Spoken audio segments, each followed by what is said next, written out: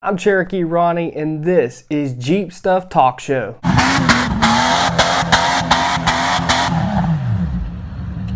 Today we're going to be talking about Wrangler stuff, and we're going to be talking about Cherokees. What size tires can you run with 2-inch lift, 3-inch lift, and 4-inch lift? How big can you go? So first off, we're going to be just diving right into the Wrangler situation. Everybody asked the question, 2.0 turbo or 3.6?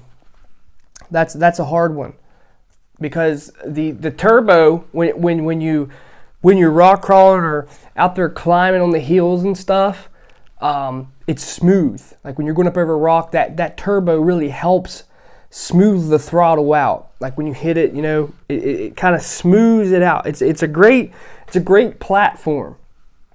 I know it's hated amongst the Wrangler community, and not many people choose it. They tell you to get the 3.6. Which I do agree. We'll get into that here in a minute. Now the 3.6 has a little bit more torque, has a little bit more power. So you're going to notice the difference when you're climbing over rocks. You're going to get more of a kind of a launch forward more than kind of a smooth ride, because the way it's set up, the 2.0 turbo, just the way it's set up, it's just a lot smoother off-road. And then the 3.6, like I said, has more power, has more torque. You're going to feel it jump a little bit more. Now, the 2.0 turbo requires more maintenance. You have to change the spark plug sooner. Then you have turbo costs to worry about. I know that some of that stuff is under warranty, but the thing is you have to look at is down the road, because I heard the Ford trucks, they have problem with their turbos. I think it's like 60,000 miles. I can't remember. They go out, and it's not covered by warranty. So that's another maintenance you have to look at, is turbo. I mean, you might be gaining more gas mileage. I think they get like 23, 25 miles per gallon or something like that. That's pretty good for a Wrangler. But are you going to sacrifice reliability for gas mileage, or are you going to sacrifice gas mileage for reliability? I mean, the 3.6 has their problems. But if I was to choose, I would definitely choose the 3.6 over the 2.0 turbo in a Wrangler. There's a video on YouTube where a guy tries, it's like versus video. But the thing that I don't understand is one is a 4-door and one is a 2-door. That's not a very good versus video, because one's heavier than the other. And but if you're looking into a Wrangler and it has a 2.0 turbo, I mean, it's all personal preference, but look into your maintenance cost. That's the stuff that's the stuff that I look into when I buy a vehicle or want a vehicle. I look into the maintenance cost. What is extra? Because you normally don't have a turbo in your vehicle, so that's extra cost, okay? The 3.6, I would pick it over the turbo, the 2.0 turbo all day. So now that we got that out of the way, let's get talking about the XJs, what this channel is all about. The number one thing that you always hear is, can I fit 33s on my Cherokee with the 2-inch rough country lift? So today we're going to be talking about this. We're going to be talking about 2-inch lifts, how big of tires you can go, 3-inch lift, and 4-inch lifts. All right. So let's start out low, because this is what everybody wants to know. Now, I had a Jeep with a 2-inch lift and had 31s on it, and I had spacers on it. Went like a tank, but it did rub. Now, if you have a 2-inch lift and you're wanting to put 33s on there, you're going to have to do a lot of cutting on the front fender, okay? And you're going to have to do a little bit of cutting on the rear. And when you do that, you clear, but the problem you have is articulation. You can only go so far, so it kind of limits you off-road. Because when I built my last Jeep, it had a 4.5-inch lift with 31s, somewhere around 31s, 32s. And I'm telling you, there's videos you can watch and there's pictures that I take. That thing would just articulate so good. Like it was just set up right. Everybody's like, oh, you need to put 33, 35s on that thing, get it up off the ground. But it kept me low center of gravity, but also the suspension worked around things, and it had enough room. So I had a 4.5 inch lift with 31/32s, just somewhere around that area. And it left me enough room. I cut my fenders too on the front and the back.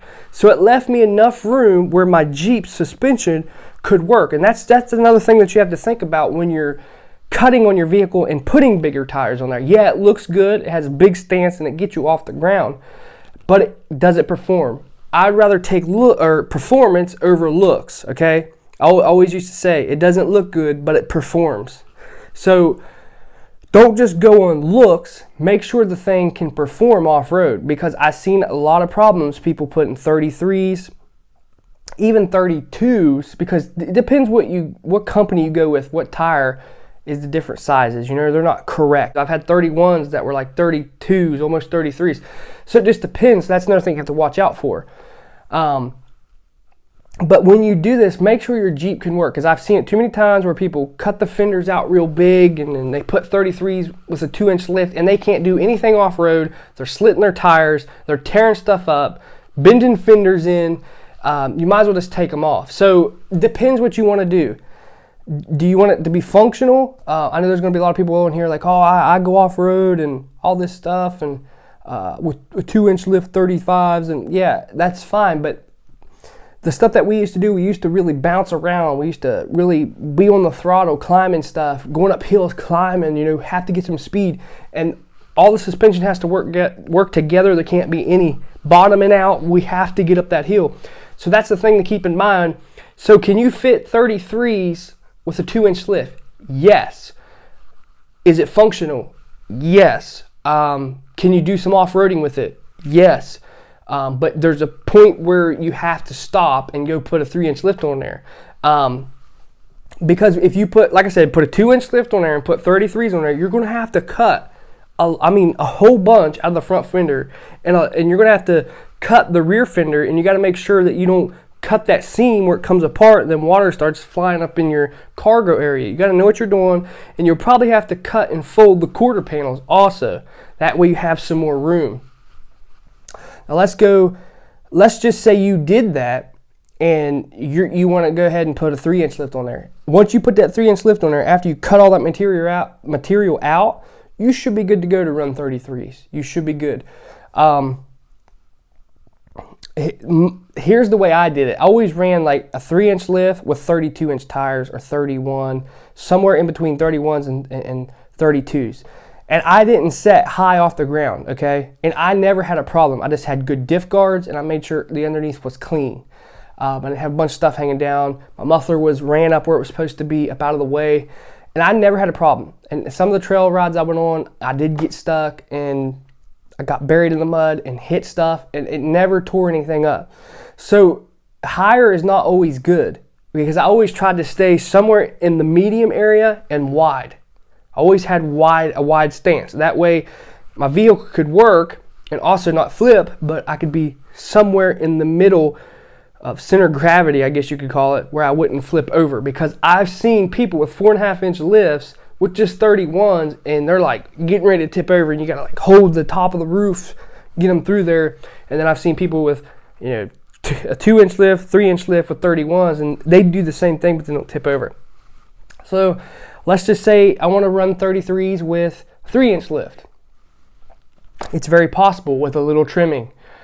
I've seen people get away with very little trimming, and it works great off-road. Just depends what company you buy the tires from, because sometimes you get 33s and they're like 34s or something like that, almost like 35s. So it just depends. Yes, you can run a 3-inch lift with 33s with some trimming. Works great off-road. You might have some rubbing. You might have to you do a little bit of modifications with the rear quarter panels and stuff like that. And I never ran a sway bar, so that stuff never really got in the way. And when it comes to a 4-inch lift, there's very, very, very minimal trimming. So it all depends how much you want to trim and how much lift you want to go.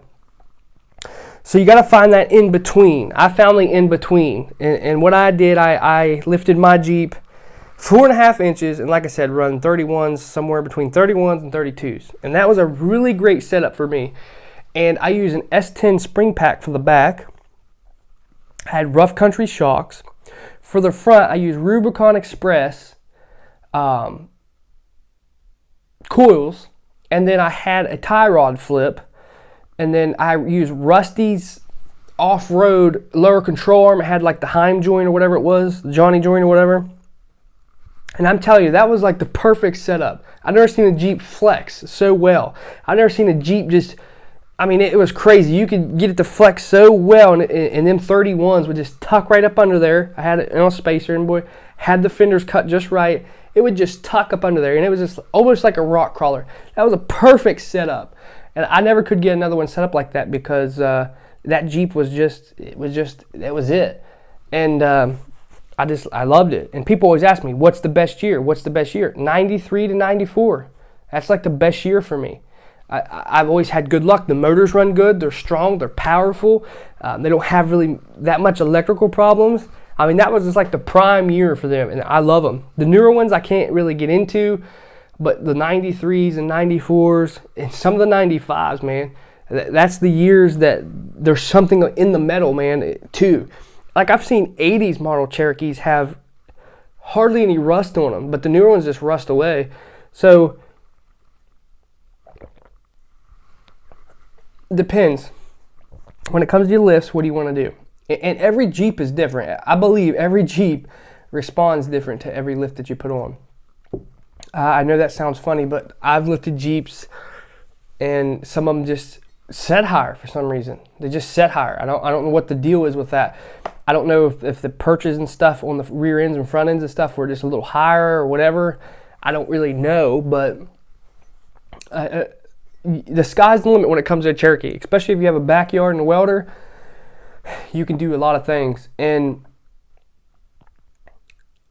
people, when we start talking about lifts and stuff, we talk about fitting 33s and stuff under there, and you know, you can read a lot of forums and get ideas. I want to talk about that a little bit, but we always somehow end up on, can I put blocks under my leaf springs?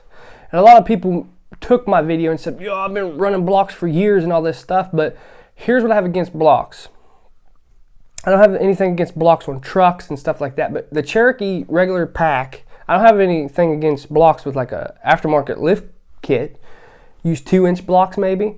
But the problem I have with blocks are, if they're aluminum, that's basically what you get at the parts store, is aluminum blocks. They're really soft, and especially if you put them on a Cherokee that has the stock leaf springs, the springs start to do this, and finally they'll just bust.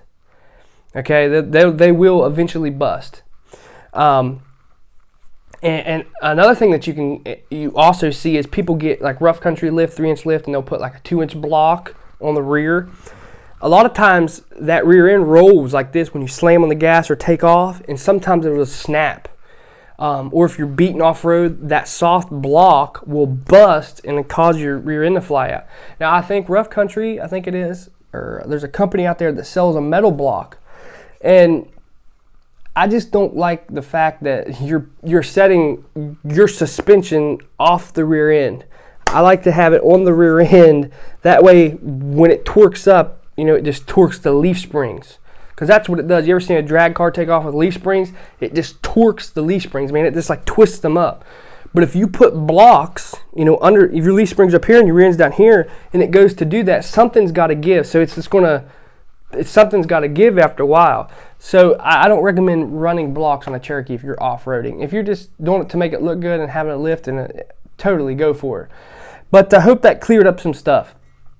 You run a 2-inch lift, how much cutting you want to do if you want to run 33s. That's all there is to it. If you're running a 3-inch lift, you want to run 33s, you can get away with a little bit of trimming. If you got a 4.5-inch lift, you can run a 3-inch lift with very little trimming. Just depends. So it's all up to you what you want to do to your Cherokee. I thought that just gave you a little bit of information, help you out a little bit. Make sure you hit that subscribe button. Make sure you hit that notification bell so you know each and every time I upload a video. And if you haven't subscribed yet, hit that subscribe button. And thanks for watching this with me. This goes live every Saturday at noon. Live comments and everything. So this is a live show. I will answer your questions back through the comments, not through the video, but through the comments, so you can ask anything and I'll get back to you. But when this show is over, I will not be still. I'll be gone when the show goes off. So hope you guys enjoyed it. I'm Cherokee Ronnie. Stay dirty, my friends.